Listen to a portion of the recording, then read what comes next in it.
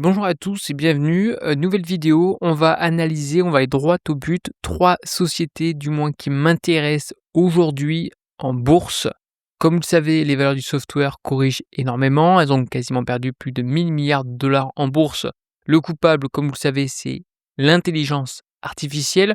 Le marché est convaincu que l'IA va rendre obsolète une grande partie des logiciels qu'on utilise aujourd'hui. Sauf que, bon, pendant ce temps-là, la plupart des boîtes, les dépenses mondiales en logiciels continuent d'augmenter.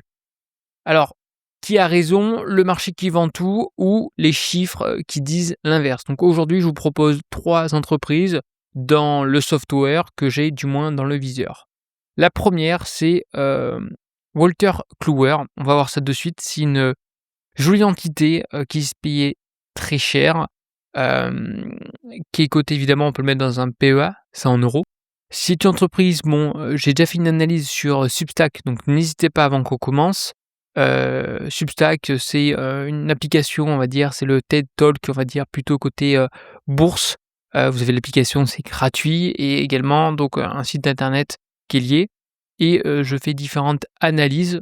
Par exemple, Wolters Kluwer, une analyse vraiment poussée. On est de plus en plus nombreux, donc voilà, ça rentre vraiment dans le détail, Morningstar.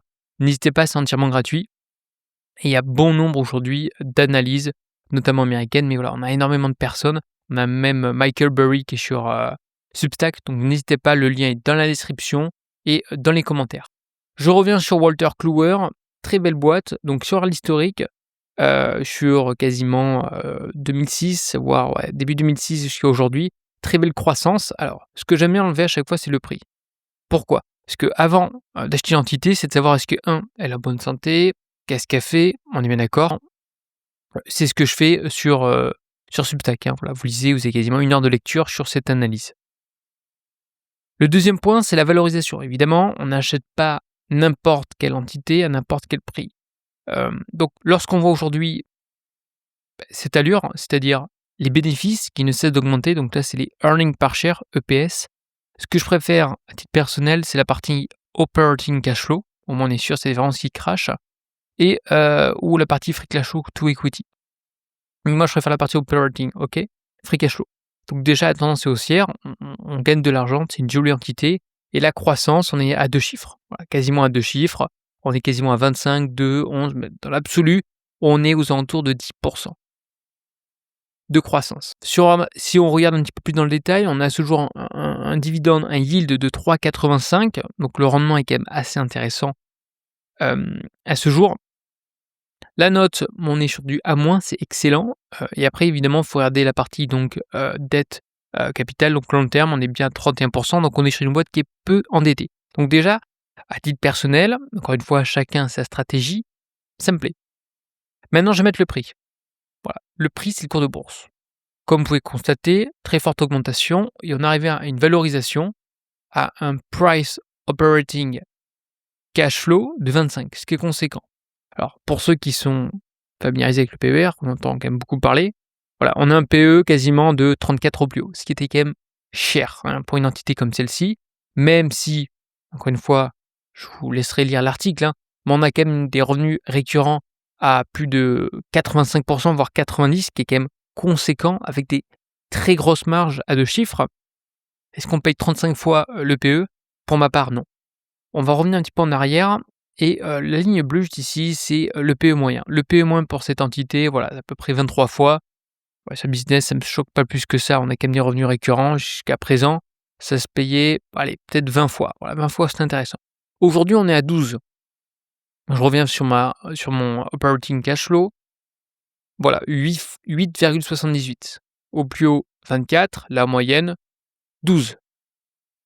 À ce jour, moi, c'est ce genre d'entité qui m'intéresse. La question à se poser, c'est est-ce que cette entité va faire face ou non à l'IA? Est-ce qu'elle a la capacité de surmonter? Ça, c'est la question qu'on va se poser. Il va falloir analyser les logiciels en profondeur, les segments de marché. C'est ce que j'ai fait sur Substack. L'autre entité qui m'intéresse, toujours au sein d'un PEA, parce que je sais que vous êtes nombreux à avoir un petit PEA, même si le CTO, c'est quand même assez intéressant, c'est Vitech Software. Je vous propose le même exercice. On enlève le cours de bourse et on va le mettre sur le maximum, c'est-à-dire pareil, 2008. Bon, dans l'absolu, qu'est-ce qui est intéressant, d'analyser? C'est qu'on a quand même une croissance sur des earnings per share. On a quand même une croissance. Faut mettre le PE, hein, si vous le souhaitez. Ah, c'était le PE, autant pour moi. Voilà, on va mettre plutôt la partie operating cash flow, c'est ce que je préfère. Donc qu'est-ce qui s'est passé? C'est une boîte depuis 2005 jusqu'à 2013, il ne s'est pas passé grand-chose et à partir de 2013, très forte croissance, notamment sur la partie operating cash flow. On a été quasiment à 2 chiffres, hein, des fois on est à 8, à 9, mais dans l'absolu 21, 30 et sur les futures années 10, 7, 8. Donc ça reste quand même intéressant. On va rajouter donc un petit yield, un petit dividende qui est fourni, mais bon ça c'est cadeau. Aujourd'hui le yield il est à peu près à combien? 1,12, enfin 1,11, donc ce qui est pas énorme et dans le passé il était quand même beaucoup plus dans le passé, ouais, il était un petit peu plus important. On a quand même une croissance de yield, on en reviendra après. Cette fois-ci, je vais mettre donc le prix, c'est ça qui est intéressant, c'est en dernier, hein. Voilà, le prix à ce jour. Donc on a une boîte qui était bien en dessous, qui se payait à peu près 12-13 fois, hop, on est monté au plus haut, quasiment 36 fois, ce qui était beaucoup trop cher. À mon sens, hein, je mettrais absolument pas, 36 fois, même si on avait une croissance à 51, voilà, c'est que moi j'ai du mal à payer une boîte chère, je vous le dis en toute honnêteté, c'est un petit peu ma philosophie quality contrariant, j'ai du mal à payer des boîtes chères. Et à ce jour, on paye ça 7 fois. 7 fois, c'est ce qu'on payait quasiment en 2014, voilà. Bon, on n'avait pas la même croissance. Je vais revenir un petit peu dans le passé pour voir. Ouais, voilà, c'est ce qu'on payait en 2011, 2012 où la croissance était quand même, donc à ce jour, Vitech, je trouve ça intéressant, de bons fondamentaux. Attention, le titre est toujours baissier, hein, on est bien d'accord. Alors pour ceux qui sont momentum, pour ceux qui aiment bien acheter un titre dans une tendance, là c'est tendance baissière, donc ça peut encore baisser. Voilà. Juste pour vous montrer éventuellement si le cours de bourse continue, donc là c'est le normal, c'est le price, donc operating cash flow, la moyenne elle est de 14. Si on prend en compte évidemment là, cet aspect-là à 35 fois plus le 6, voilà, on a à peu près 14. Si on revient sur ce niveau-là d'ici 2028, ça nous fait quasiment du 128%. Donc ce qui est quand même conséquent, on est bien d'accord. On pourra faire par la suite donc des hypothèses. C'est ce que je compte faire progressivement, hein. Voilà, par exemple du 15 fois, ça nous fait quasiment 37 par an, même à du 10, ça nous fait quasiment 20% par an. Donc c'est quand même une très, très belle entité, à ce jour. Encore une fois, mes propos ne sont pas des conseils en investissement. La partie, dette, rien à redire. On est coté en Suède et on est vraiment sur la partie VMS. Encore une fois, je vous ai fait une petite analyse sur ce sujet en question. Dans la partie Serial Acquirers, on a les bases pour ceux qui ne connaissent pas, et sinon, je vous ai trié par ordre alphabétique l'ensemble des sociétés. Évitez que vous avez 2 articles sur ce sujet, n'hésitez pas. La troisième, on va changer, hein, on va sortir de ce petit PEA, ça va être Constellation Software. Pareil, on va faire le même topo, on va enlever le prix, historique. Et on va se mettre également operating cash flow. Alors pourquoi je ne mets pas en PER? Parce que sur ce genre d'entité où il y a beaucoup d'acquisitions, il y a quelques amortissements comptables, vaut mieux prendre le flux, hein, qui ressort de ces investissements. De toute manière, moi je prends quasiment systématiquement les flux de trésorerie, la partie free cash flow. Le PER, on peut un petit peu bidouiller, j'aime vous dire comptablement parlant. Je préfère prendre toujours le flux et la partie operating cash flow. C'est ce qui vraiment ressort de l'entité. Bon, un petit aperçu quand vous voyez ce genre en tout cas de graphique, moi personnellement ça m'interpelle. On voit vraiment une croissance qui est, assez impressionnante. On doit se dire le cours de bourse, suit forcément cette trajectoire. Sur 14 ans, on regarde, pareil, on a quasiment des chiffres, systématiquement à 2 chiffres au niveau de la croissance des flux. Est-ce que c'est une boîte endettée? Bon, le yield, non. Une boîte, attention, on a 45,72. Vous voyez, triple B+, triple B, pardon. OK. On va mettre cette fois-ci donc le prix. Voilà, on paye ça 14 fois ce genre d'entité. 14 fois avec, encore une fois, une croissance du flux à 2 chiffres, quasiment entre 18 et 20, hein. Dans l'absolu, on a un taux de croissance annualisé sur Constellation Software qui est aux alentours de 20. Ce qui est conséquent, ce qui est une magnifique boîte, hein.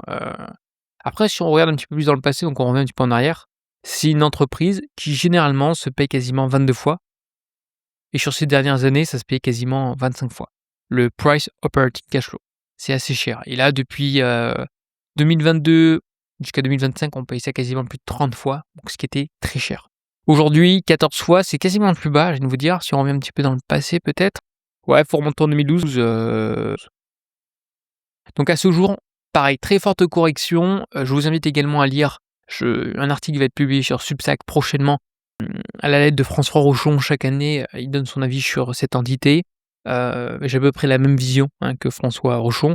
Bon alors on n'a pas la même connaissance, hein, on est bien d'accord. Lui a vraiment une vue et une ancienneté sur les marchés qui est vraiment très importante, contrairement à moi. Donc toujours rester humble. Ceci étant, je considère que c'est une très belle boîte, du moins qui m'intéresse à titre personnel. À ce jour, c'est 3 entités qui m'intéressent concernant la partie, software. Évidemment qu'il y en a d'autres, je pourrais vous faire un deuxième épisode si cela vous intéresse. Donc n'hésitez pas à liker, n'hésitez pas à vous abonner, n'hésitez pas à nous rejoindre sur Substack et je vous dis à une prochaine. Allez, bye bye.